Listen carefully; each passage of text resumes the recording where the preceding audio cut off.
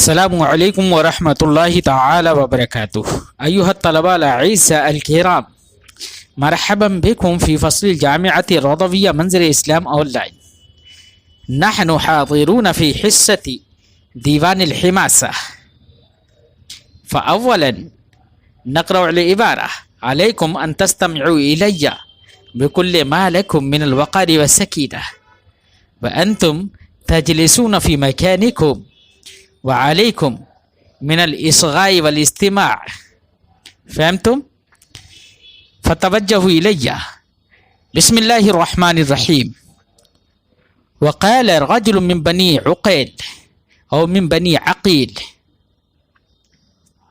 بكره سراتنا يا آل عمرو نغاديكم بمرحفة شقال نعديهن يوم الروع عنكم وإن كانت مسلمة النصال لها لون من الهامات كاب وإن كانت تحادث بالشقال ونبكي حين نقتلكم عليكم ونقتلكم كأننا لا نبالي. يقول الشاعر: بكره سراتنا يا آل عمرو. هو يخاطب آل عمرو ويقول: يا آل عمرو، مع عدم رضاء سراتنا وأشراف قومنا نحن نهاجم عليكم هجمة عنيفة بسيوف مشقلة. فهمتم؟ نغاديكم نحن نهجم عليكم غداة بمرهفة شقال بسيوف مشقلة. شقال جمع شقيل، يقال السيف الشيقل أو السيف المشقل، السيف المحدد المشحذ. نعم، يقال بالأردية: اے آل عمرو، ہم اپنے سرداروں کی ناپسندیدگی کے باوجود سیقل شدہ تلواروں کے ذریعے سے تم پر صبح صبح حملہ کر دیں گے. نعدیہن یوم الروع عنکم وإن كانت مسلمة النصال. نعديهن نحن نصرفهن عنكم ونرجعهن عنكم يوم الروع. يوم الروع يوم الحرب. عنكم هو صلة لقوله نعديهن وإن كانت مسلمة النصال. مسلمة يقال السيف المسلم إذا كسر حده، السيف مكسور الحد. النصال نصال السيف ونصال الرمح صدره ومقدمه. فهمتم؟ فالمعنى: نعديهن يوم الروع عنكم نحن نصرفهن ونرجع تلك السيوف يوم الحرب عنكم، والحال وإن كانت تلك السيوف مسلمة مكسرة للحدود والنصال، وإن كانت حدود تلك السيوف مكسورة. فهمتم؟ يقال بالأردية: ہم وہ تلواریں جنگ کے دن تم سے واپس کریں گے اس حال میں کہ ان کی تلوار ان کی دھاریں ٹوٹ گئی ہوں گی شمشیر زنی کی بنا پر. لہا لون من الہامات کاب وإن كانت تحادث بالشقال. نحن نرجعهن عنكم والحال أن لونها مائل، أن لونها الأحمر مائل إلى السواد من دماء الهامات والرؤوس، وإن كانت تلك السيوف تجلى وتتجدد بالشقال. فهمتم؟ نحن نرجعهن عنكم والحال أن لونها تكون مائلة إلى السواد من دماء الهامات والرؤوس. الهامات جمع الهام. الهام معناه الجمجمة. يقال بالأردية: ہم وہ تلواریں اس حال میں تم سے واپس کریں گے کہ ان کے رنگ کھوپڑیوں کے خون سے کابن ہادا من کبا یکبو کبون مانا ہو مالا الی السواد لون کاب مائل الی السواد. ہم ان کو تم سے اس حال میں واپس کریں گے کہ وہ کھوپڑیوں کے خون سے رنگی ہوئی ہوں گی اور وہ مائل و سیاہی ہوں گی، اگرچہ ان کو نیا کر دیا جاتا ہے دھار لگا کر. وَإِنْ كَانَتْ تُحَادَثْ تُتَجَدَّدْ وَتُجْلَى بِالشِّقَالِ. فهمتم؟ وَنَبْكِي حِينَ نَقْتُلُكُمْ عَلَيْكُمْ وَنَقْتُلُكُمْ كَأَنَّا لَا نُبَالِي. يقول نحن نترحم عليكم فإنكم إخواننا ولكن إن حينما أنتم اعتديتم علينا فنحن لا نبالي بقتالكم. يقول نبكي عليكم حين نقتلكم عليكم أي حينما نحن نقتلكم فبعد القتل نبكي عليكم بتذكرنا إنكم إخواننا ونقتلكم كأن لا نبالي وأوان القتل نحن نقاتلكم بكل ما لنا من القسوة فنحن عند القتل لا نبالي بأنكم إخواننا بل نحن نظن ونحسب إنكم أعداؤنا. يقال بالأردية ہم تم کو قتل کرنے کے وقت ہم روئیں گے تم پر جس وقت تم کو قتل کریں گے، جس وقت تم کو قتل کر چکے ہوں گے، اور تم کو قتل کریں گے اس طور سے کہ ہم تمہاری کوئی پرواہ نہیں کرتے، یعنی ہم تم کو بھائی سمجھ کر تم کو تمہارے قتل کے بعد روئیں گے بھی، اور جب تم ہم پر زیادتی کرو گے تو زیادتی کرنے کی وجہ سے تم کو دشمن سمجھتے ہوئے قتل کرنے میں بھی کوئی پرواہ نہیں کریں گے. وقال القتال الكلابي. القتال الكلابي هو شاعر إسلامي.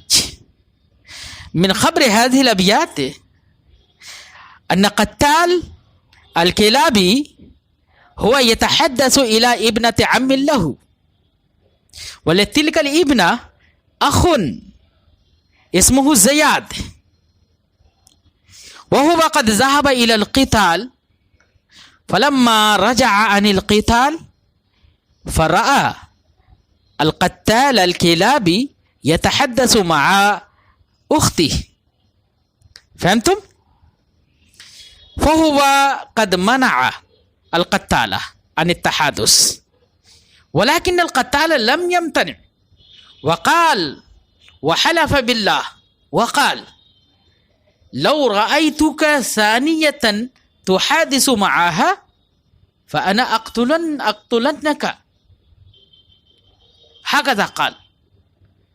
ولكن بعد ذلك هو قد رأى مرة ثانية يتحادث مع أخته، فهو قد نهض للقتال فأخذ السيف وفر القتال الكلابي، فر وذهب هاربا، ولكن زياد هو قد خرج من إسره حتى حينما هو قرب من قتال فرأى القتال رمحا في طريقه فأخذه وقتل زيادا. فبعد القتل قال القتال الكلابي هذه الأبيات، ويظهر في هذه الأبيات ما له وما بينه وبين زياد من القرابة والرحم. هو يذكر ويقول إنني قد تذكرته رحما وقرابة ولكنه لم يمتنع عن ذلك عن القتل، فلذلك بكره إنني قد قتلته. يقول نشدت زيادا والمقامة بيننا، أي إنني نشدت زيادا، أي إنني أقسمت بالله تعالى أمام زياد، وإنني قد جعلت الله تعالى وسيلة عند زياد والمقام بيننا. وأيضا إنني قد ذكرت أمامه المقامة والمحلة وما بيننا من الرحم والقرابة. ذكرته وذكرته القرابة والأرحام بين سعد وهيثم، اسمان للقبيلتين. فهمتم؟ إنني ذكرته القرابة والرحم والمقامة والمجلس، ولكنه لم يفهم. فلما رأيت أنه غير منتهٍ، حينما رأيت أنه لا يمتنع عن القتل بل هو يتعمد على القتل، أملت له كفي باللدن مقبم، ففي الطريق إنني قد أسرعت كفي إلى الرمح المسقط في الطريق، وكان ذلك الرمح لجن مضطرب مقبم مثقف. إنني أملت إليه كفي وأخذت ذلك الرمح وقتلته، ولما رأيت أنني قد قتلته ندمت عليه أي ساعة مندمي. حينما رأيت أنني قد قتلت وإنني قد فعلت ما فعلت، حينما تيقنت أنه قد قتلته، وبعد القتال وبعد القتل ندمت عليه وتحسرت عليه وتأسفت. وأي ساعة مندمي، أي ما أفزع تلك الساعة للندامة. فهمتم؟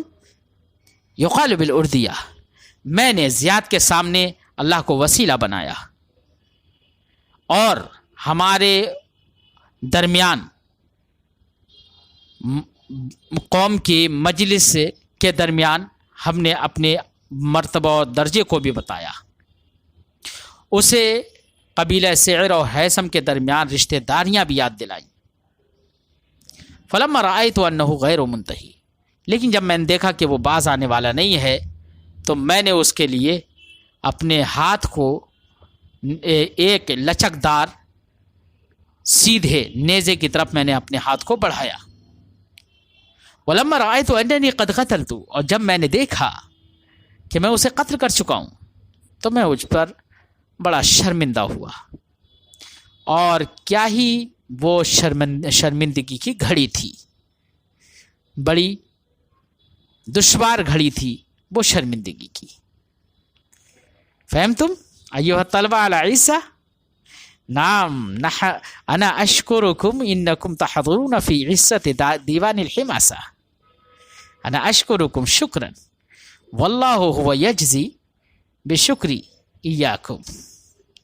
نعم، وانا ارجو منکم انکم لا تسفکون دماء رجائی ولا تقتلون امنیاتی بل انتم تجتهدون اجتهادا متواصلا وانتم تسهرون للقراءة وتجتهدون للكتابة اجتهادا كاملا، وبذلك يستنير مستقبلكم ويتجلى ما يأتي لكم من الوقت، فأنتم من العقلاء، أنتم لا تضيعون أوقاتكم۔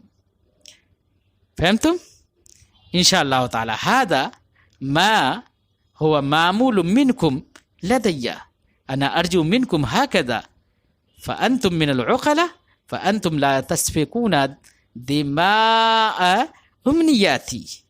نعم، أنا أرجو هكذا إن شاء الله تعالى، وأنتم أيضا تتمثلون، وأنتم تمتثلون بأمري، وأنتم تكونون كعهدي بكم۔ نعم، إن شاء الله نحن نلاقيكم فيما بعد. السلام عليكم.